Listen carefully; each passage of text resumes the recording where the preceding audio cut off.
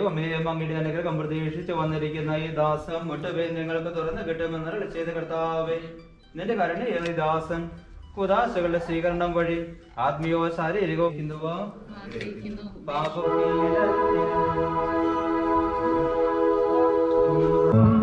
സർവരുമൊന്നായി പാടിടുവിൻ, എന്നെന്നും ജീവിക്കും സർവേശ്വരനെ വാഴ്ത്തിടും.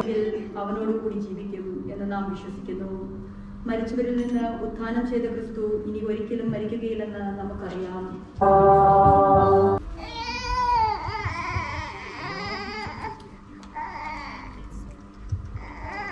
പിതാവിന്റെയും പുത്രന്റെയും പരിശുദ്ധാത്മാവിന്റെയും നാമത്തിൽ ജോസഫ് വിശുദ്ധ തൈലം കൊണ്ട് ലേപനം ചെയ്യപ്പെടുന്നു.